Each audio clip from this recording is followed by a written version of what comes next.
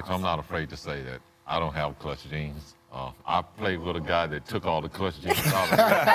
So, Hey, we can't even argue with him on that, man. Hey, it's all fair to say for me that I had the best clutch player ever. Yes. I'm all good with that. I mean, when you are playing with a guy like that, does it change your mentality in terms of, as these guys say, they say, oh, I want the ball in that moment. When you spend so much of your career playing with Michael Jordan, do you think, okay, in that moment, I know what I'm doing. I'm passing. Yes. Hey. You know what you're doing. But listen. And you know what? It was a relationship that me and Michael had. So it was the relationship built that I knew where I wanted the ball at the end of the game. I knew who wanted the ball at the end of the game. I was a Pip fan. I watched Pip growing up. He wasn't afraid. No. He had the clutch gene, and he really wanted it. What was that game in New York when they went to coach?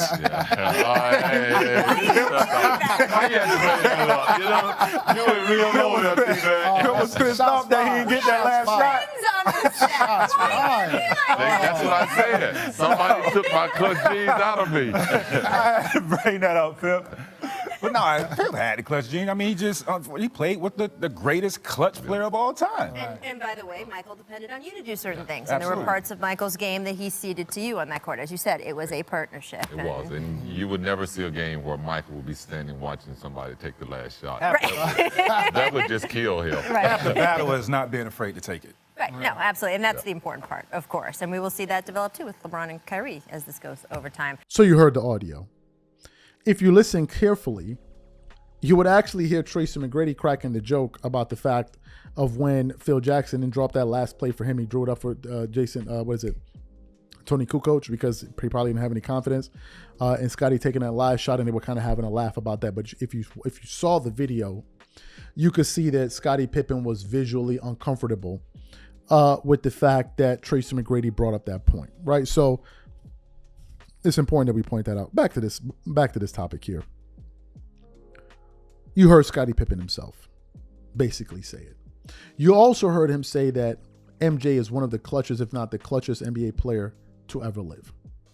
To ever live. If you listen to a lot of the Jordan detractors, they make it seem as if, if it wasn't for Scottie, Jordan would be nothing. Does that sound like somebody?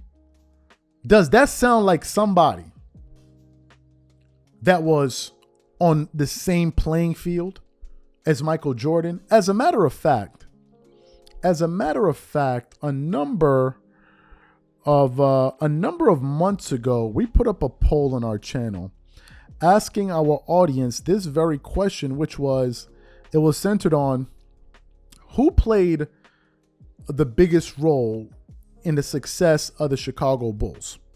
We actually put up this poll, and I wanted to get a sense of what some of our viewers thought. I believe we put Phil Jackson, we put Michael Jordan, we put Scottie Pippen. I'm just trying to find the poll here. I don't know how long ago it was, but basically in that poll, the overwhelming majority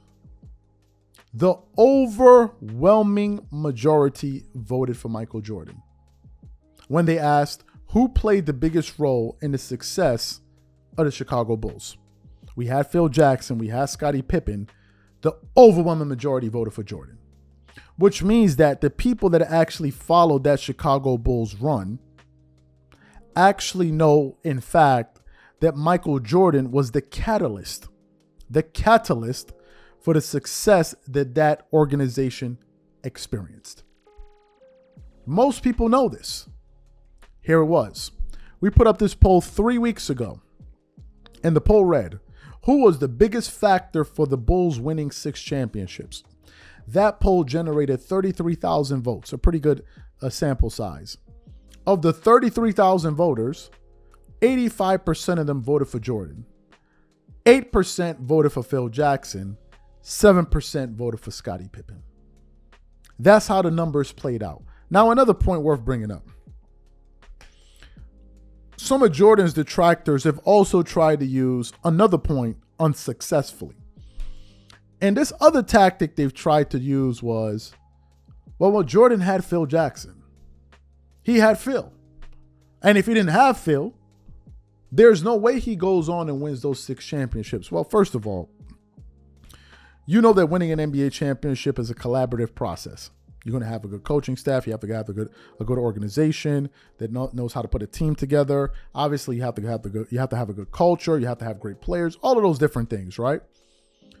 But what these people forget was that when Phil Jackson took over the Chicago Bulls, he was actually being promoted from being an assistant head coach. Now, he won 2 rings, I believe, as a basketball player, but that don't really matter because you don't have any coaching experience, really extensive one where you're coaching an NBA team. But the way they try to describe it is like, oh, Jordan had this championship head coach that had already won multiple championships, so therefore he had something that no one else had. Phil Jackson won his first title as a coach with Michael Jordan. Phil Jackson has 11 championship rings, 6 with the Bulls, 5 with the Lakers. He doesn't have 13 championship rings. He doesn't have 14. If you guys remember properly, I believe Jordan's original coach, if you go back and watch the Last Dance docuseries, was Doug Collins. And when Jordan came back to the NBA, when he played with the Washington Wizards, he was reunited with Doug Collins, his first NBA coach.